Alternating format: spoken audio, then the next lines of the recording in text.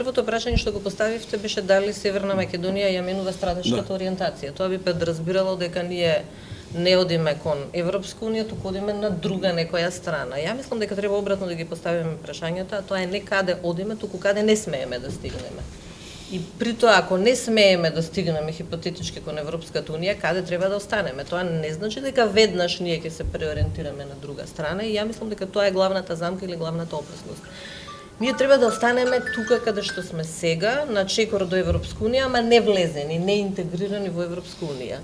Тоа означува практично на состојба на држава која е формално членка на НАТО, формално е кандидат за Европската унија, ама само го нема направено последниот чекор, што е идеална позиција за ситуација на глумење на евроинтеграција или стратешката ориентација нема да се смени формално и декларативно и не е сменета ниту од оваа власт.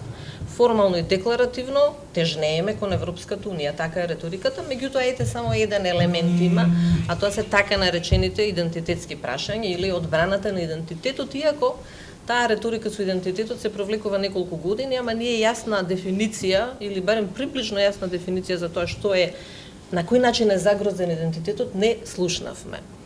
Меѓутоа, во однос на власт имаме неколку варијабли за тоа што имаме учесници во власта, а тоа е албанскиот партнер, таа неформална коалиција Влен, која не вели дека идентитетот е проблем или дека евроинтеграциите не се приоритет, туку вели дека ете, нели, ние сме солидарни, што би се рекло, со македонскиот партнер. Таа варијабла е онаа варијабла на која треба, според мене, да се држи опозицијата и на искажаниот збор, без разлика ние може да го третираме како популистички, непопулистички предизборен, меѓутоа условот за учество на албанскиот партнер во владата беше дека е 6-месечен рок за евроинтеграција, иако ние знаевме дека тие 6 месеци практично ќе поминат и изминуваат сега, за да се даде шанса на власта да направи нешто што е, не знам, во доменот на научна фантастика, абсурд. Абстрактна работа. И гледате, јавноста се занимава со измислена дебата. Внатрешна дебата, што би се рекло за внатрешна употреба, која никаде надвор не функционира. Сега ние се занимаваме со односно се занимававме прво со репреговарање, тоа пропадна, па сега се занимаваме со одложено дејство. И тоа е пропаднато, само не е кажано на македонската јавност. Нешто е пропаднато, туку никогаш не било и можност некакво одложено дејство. И таа внатрешна употреба практично нас не се провлекува овие 30 на години независно, затоа што ние постојано бараме нешто што е внатрешна, за внатрешна употреба, не кореспондира со надворешниот свет, не кореспондира со тоа како функционира меѓународната дипломатија, не кореспондира со односите на Северна Македонија и со соседите, и со партнерите, и со Соединетите Американски држави, и со Европска унија, а ние постојано се повикуваме на нешто што е за внатрешна употреба. Дали тоа е име за внатрешна употреба, дали тоа е историја за внатрешна употреба и сега дали е тоа некоја реторика, некоја теза за одложено дејство на уставот. Абсурд. Значи, дури е абсурдно и од наша позиција и да не мора да се во прашање внесувањето на бугарите и на другите народи. Како може уставот да се отвори, да остане отворен, да не се затвори? Или како може уставна одредба да има некакво си одложено дејство? Тоа држење на јавноста во тој, ја не знам како да го наречам, во тој балон на манипулации, на пропаганда, на нешто што нема ефект никаде, освен кај нас, јас мислам дека нема ефект ни кај нас. Меѓутоа, едноставно е таа реторика, таа пропаганда што се одржува во живот, бидејќи според сите истражувања, со се што се случуваше изминатите години, не само од така наречениот француски предлог, што веќе 2 години е преговарачка рамка, па вие гледајте, во јавниот дискурс се употребува термин француски предлог. Француски предлог не постои 2 години. Тоа беше неформално означување, затоа што председавач со Европската унија тогаш беше Франција и таа беше нормално заинтересирана држава за да посредува помеѓу Бугарија и Северна Македонија. Тоа е усвоена преговарачка рамка, нема веќе билатерално прашање во однос на евроинтеграциите помеѓу Македонија и помеѓу Бугарија, а ние се уште зборуваме, односно јавноста се уште се држи во некаква се заблуда дека ние дискутираме за некаков француски предлог. Тоа е за мене главната тема, заблудата во која се држат граѓаните на сметка на декларативно ние сме за Европска унија, суштински и господинот Георгиевски кажа неколку точки каде практично оваа влада или оваа власт, би рекла, затоа што нели имаме повеќе коалициони партнери, оди или не оди кон Европската унија. Ја мислам дека немаат избор ниту тие, ниту било која власт во Северна Македонија, нешто што е различно од Европската унија, нешто што е различно од добрососедски односи, кој е еден од критериумите. Практично мислам дека тие сака да задржат една статус-кво ситуација на период кој можеби нив им е познат, нам како јавност не ни е познат, со цели кои исто така нам како јавност не ни се познати, а нив им се познати. Значи да се одложи на определен рок. Всушност сега отворивте прашање за демократските системи, за демократијата, бидејќи глобално светот е во моментот во битка за демократијата. Значи ние практично генералната битка е битка, јас ја нарекувам од една страна за западната култура, но што го нарекувам и демократијата, и визави некакви си авторитарни системи или некаква друга алтернатива, и затоа е многу тешко денеска и на нашата власт и на било која друга власт која ќе каже па да има алтернатива на Европска унија. Тоа е многу отежнато сега. Можеби тоа лесно беше да се каже пред агресијата на Русија врз Украина, меѓутоа денес и со сите глобални конфликти, не само конфликтот помеѓу Русија и Украина, тешко е да кажете алтернатива некаква друга, освен алтернативата на Европска унија и во смисла на демократските системи и демократијата. Меѓутоа да се вратиме, тоа е сосема друга тема. Меѓутоа да се вратиме на уставните измени. Практично владата од почетокот, од превземањето на власта, иако ставот тоа и го имаше и како опозиција, меѓутоа сега нормално како ефективна власт, де факто одбива да ги заврши обврските што државата ги превземала. Тука не станува збор кој е ставот на политичката партија ВМРО-ДПМН или кој е ставот на политичката партија СДСМ, на било која политичка партија. Тука зборуваме за обврски на државата. Државата има обврски да постапи во однос на преговарачката рамка, која е усвоена од страна на земјите членки на Европската унија и во која ние имаме практично мала или никаква улога. Тоа е позиција каде што во моментот кога ние сме аплицирале за членство во Европската унија, ние ги прифаќаме сите обврски што ни се даваат од другата страна, за да финишираме со обврската за преговарачката рамка, усвојувањето, односно не усвојувањето на преговарачката рамка, туку постапувањето по однос на критериумите кои ги поставува Европската унија и со отпочнувањето на процесот, меѓутоа и целиот преговарачки процес ние практично ќе исполнуваме се што ќе ни биде ставано на маса, затоа што ние така сме прифатиле, затоа што ние сакаме да станеме членка на Европската унија. На страна што имаше усвоени заклучоци, тоа е неформален, меѓутоа и формален документ во однос на преговарачката рамка, не се усвојува преговарачката рамка формално од страна на парламентот на земјата кандидат, меѓутоа усвојувањето на тие заклучоци кои даваат задолжение, односно собранието им дава задолжение на извршната власт или на сите институции последователно, е да се исполни последниот критериум кој стои во преговарачката рамка, односно првиот од оваа страна, ако гледаме, а тоа е внесувањето на бугарите во уставот. Оттаму ние треба да дискутираме на тој начин, дека оваа власт одбива да ги исполни обврските што државата ги превзела, а таа има сега мандат во следните 4 години да ја води да управува со државата. Значи таа не саботира нас како држава, не саботира нас како граѓани со тоа што одбива поради нивен партиски став. Партискиот став не може да биде над државните обврски. Можеби нема да и се допаѓаат и други одлуки што ги донел собранието или претходниот парламентарен состав или претходната влада, но тоа не значи дека вие не може да ги исполнувате обврските само затоа што не ви се допаѓаат. Исто би било и кога следната влада ќе ги превземе, ќе ги наследи обврските што ги превзела владата. Еве на пример зборувавме за унгарскиот кредит и се ние може да кажуваме како опозиција не ни се допаѓа се унгарскиот кредит. Следната влада нема да ги враќа обврските, се разбира дека ќе ги враќа бидејќи тоа се обврски на државата. Тоа изместување на дискурсот нас не води од тоа да дискутираме дали треба, дали не треба уставни измени. Тоа не е прашање на допаѓање, тоа е обврска што произлегува од преговарачката рамка за државата и ние треба така да ја посматраме како обврска, а не да ги лажеме и да ги манипулираме граѓаните, па уште да правиме идентитетски манипулации. Кажа сега господинот Георгиевски за тие прослави во однос на тоа како идентитетот, ако е толку битен идентитетот, и ако повторно ќе кажам, никој не кажува и не дефинира што е тоа идентитетот, бидејќи тоа не е работа на политиката или на политичката партија да дефинира што е тоа идентитет, па да се става во ексклузивен бранител на идентитетот. Апсурд. Меѓутоа, доколку на тоа ниво ја сведуваме дискусијата или ја спуштиме на тоа ниво дискусијата, тогаш ние за какво загрозување на идентитетот збориме, односно како ние всушност или како тие всушност го дефинираат идентитетот и која е мерката на загрозеност. Ова го загрозува, ова не го загрозува. Една држава го загрозува, друга држава не го загрозува. Тоа е дебата, односно тоа е процес кој практично само ја уништува општеството, ја уништува државата одвнатре. Значи, обврската мора да се исполни. Тоа нема рокови ни сега. Каде ние гледаме рок дека некој дал, дали е тоа Европската унија, дали се земи членки на Европската унија, дали е председавач на Европската комисија или на Европската... Нема рокови. Велат, вчера се избра новиот состав на Европската комисија и која беше првата? Уставни измени веднаш, нема тука рокови. Зашто ни се нас роковите всушност? Освен што се троши времето, се потроши 2 години време, уште колку време треба да се потроши, зашто? За идентитет кој апсолутно не зависи од услово преговарачката рамка и кој патем речено идентитет, ако зборуваме за идентитетот, ја доаѓам од една бранша на историја на уметност, археолошко културно наследство, на дневна основа се уништува.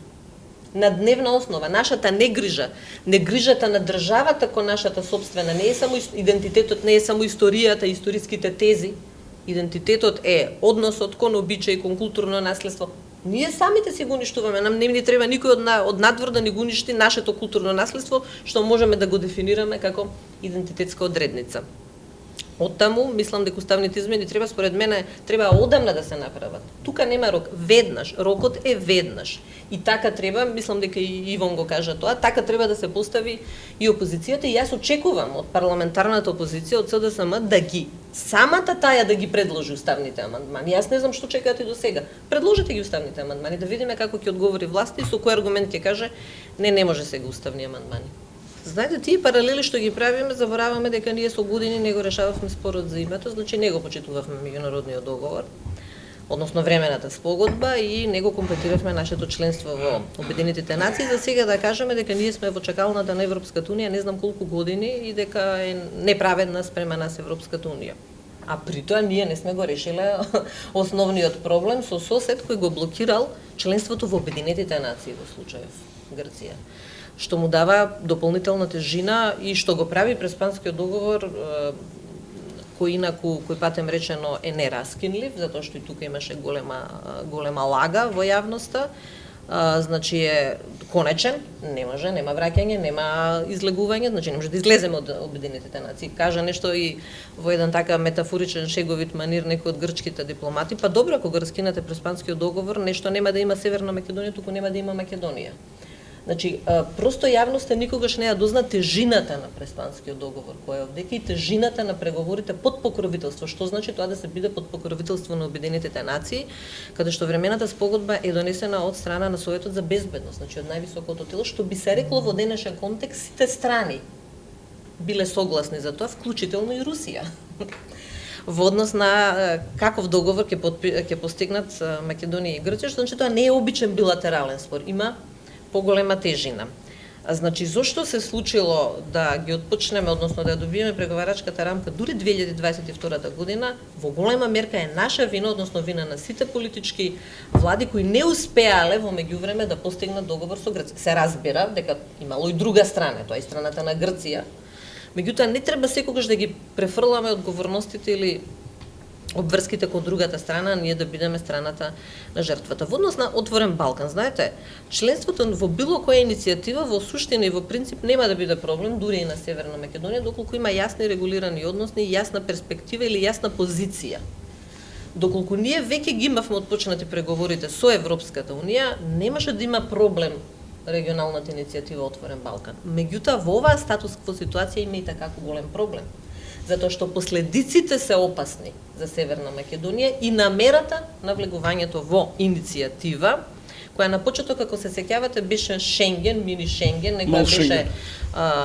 некоја паралела на Берлинскиот процес, па после тоа нели финишираше со тоа што Германија, која беше ментор на Берлинскиот процес, инсистираше да остане економската иницијатива и законите да се усвојуваат во однос на сите погодности за сите 6 земји од Западен Балкан кои се уште не се членки на Европската Унија, за да дојдеме до ситуација на влез во отворен Балкан од страна на претходната влада, така што не можува да оди да товар на ВМРО ДПМН, туку тој ќе оди на товар на СДСМ, кој влезе во отворен Балкан и кој практично сега не велиме Христијан Мицковски да вака или онака се однесува на винските сајми, потполно исто се однесуваше и претходниот премиер Зоран Заев и потполно исто се однесуваше и претходниот премиер Димитар Ковачевски во однос на присноста, еве како да наречам, нема да наречам, да не употребам некој термин, блискоста со српскиот председател Александар Вучич, и тоа нема да беше никаков проблем доколку Србија денеска беше демократска држава, а не авторитарен режим кој нема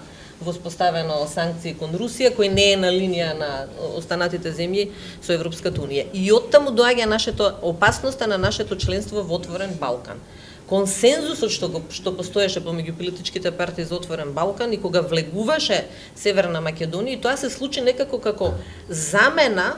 Влезот во отворен Балкан се случи 2019 година, на првото вето што го даде Франција, и тоа практично беше доживено како замена за, нашиот процес ќе биде замрзнат, тогаш не знаевме, дека за 6 месеци ќе биде одблокирано, во меѓувреме се распушти владата, се распушти парламентот, односно поднесе оставка тогашниот премиер, се распушти парламентот, почна ковид кризата, меѓутоа веќе возот отиде.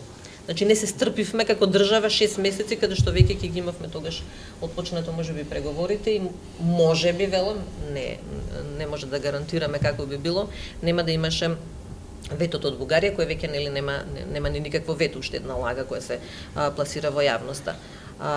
Денес отворен Балкан не знаеме дали живе или не е жива иницијатива. Меѓутоа едно е јасно дека ние се уште сме дел од иницијатива кој можеби постои, можеби не постои. Албанија го замрзна или излезе од таа иницијатива затоа што веќе немаше потреба за Албанија, ги отпочна преговорите со Европската Унија. Република Српска како ентитет кој воопшто не е посебен, туку е дел од како се вели од Босна и Херцеговина,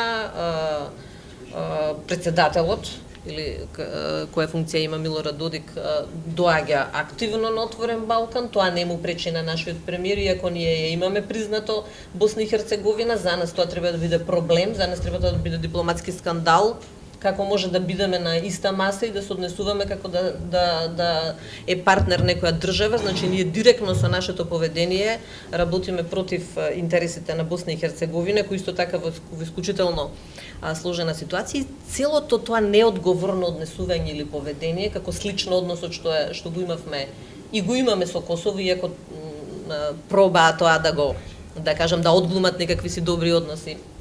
Минатата недела мислам дека има заедничка влада. Практично покажува дека ние не ја разбираме ниту позицијата на земја членка на НАТО, која во меѓувреме добивме наш политичар, наш дипломата, кој е убедливо највисоката позиција што наш политичар ја обавувал во меѓународна, било која меѓународна структура, и ние не го вреднувавме тоа на вистински начин, што поранешната министерка за одбрана и вице-премиер Радмила Шекеринска стана, ви се молам, заменик генерален секретар на НАТО. Потоа сме можеле ние само да го сонуваме. Тоа меѓу другото, мислам дека е голема порака, меѓу другото и за оваа власт, и на некој начин, можеби, сега, нели, ова е моја предпоставка, не мора да е тоа вистина, може би сака да не подсети меѓународната заедница и НАТО каде ни е всушност местото и како треба да се однесува и оваа власт, ако може би подзаборавила која е улогата да се земја членка на НАТО и која е твојата улога за безбедноста и во регионот. Што значи дека ти треба да се грижиш за безбедноста во регионот, а безбедноста во регионот беше минатата година на 2 пати нарушена со инцидентите, или не знам дали беше веќе минатата или предминатата година, на 2 пати имаше 2 сериозни инциденти во Косово, во која практично ние треба да бидеме тука гарантот, можеби и наши војници, бидејќи сме војска на НАТО, треба да го бранат интегритетот и целовитоста на Косово како наша соседна држава. Оттаму мислам дека се стеснува кругот за маневр на власта и во однос на уставните измени, и во однос на ориентацијата. И точно е дека тие се ставија сами во една замка со една реторика популистичка, неодговорна како опозиција. Меѓутоа сега имаме ситуација каде што треба ние како опозиција во случајов или како опозициони политичари да им дадеме целосна поддршка во евроинтеграцијата. И тука не треба да има никаква суета, никаков егоизам од наша страна. И да помогнеме на некој начин, колку и да звучи тоа неблагодарно, меѓутоа да помогнеме затоа што интересите на државата се пред се да се помогне и на премиерот Христијан Мицковски и на целата влада да ги направат уставните измени, да им се даде целосна поддршка и да се каже дека тоа е националното единство, ако веќе зборуваме за национално единство, што всушност и е. Единствената точка што нас не спојува во општество кое сами свесно со своето делување го поделивме и го сведовме на ова, е перспективата во Европската унија. Таа е таа перспектива што ја гледаат граѓаните и ја велам сите истражувања на сите проблеми што се случува, сепак покажуваат многу висок процент на поддршка за Европската унија. Така да треба да се грижиме за нашите интереси. За мене членството во Отворен Балкан со вакво позиционирање на Србија, па ако сакате и со многу нерешени прашања, особено во делот на црквата, тоа немавме можност да го протолкуваме, а исклучително важно прашање е позицијата на Македонската православна црква, Охридска архиепископија, визави Српската православна црква и на таков суптилен начин доаѓа влијанието, значи влијанието на велико српскиот хегемонизам вас нема да ви дојде во форма на отворена политичка агресија, туку ќе ви дојде во форма на културно наследство, во форма на средновековни споменици, во форма на црква и така и се случува практично. Моделот е веќе прослава на датумите, што кажеш. Прослава на датумите, значи на тој начин ќе дојде и тука мора да најде начин државата, општеството да се заштитат и да се грижиме за интересите на Северна Македонија, интересите на нејзините граѓани. Мислам дека имам само една порака, а тоа е уставни измени веднаш, затоа што во време на непредвидливост во кој што се наоѓа светот, треба на државата предвидливост и известност, и им треба на граѓаните. Во овие 30 на години успеавме на многу сложен начин да ги регулираме односите внатре преку Охридскиот рамковен договор, успеавме да ги регулираме односите визави светот, да се позиционираме преку Преспанскиот договор, со соседите преку договорот со Бугарија, и тоа е пораката што треба да им ја пратиме на граѓаните. Граѓаните сакаат нормален живот, колку што е можно, сакаат сигурност и сакаат демократско општество. Демократското општество и демократијата и културата, цивилизацијата се наоѓа само во Европска унија и никаде на друго место. И тој круг само ќе се стеснува во иднина. Таму припаѓаме културолошки, цивилизацијски, ако сакате идентитетски. И географски. И географски се подразбира.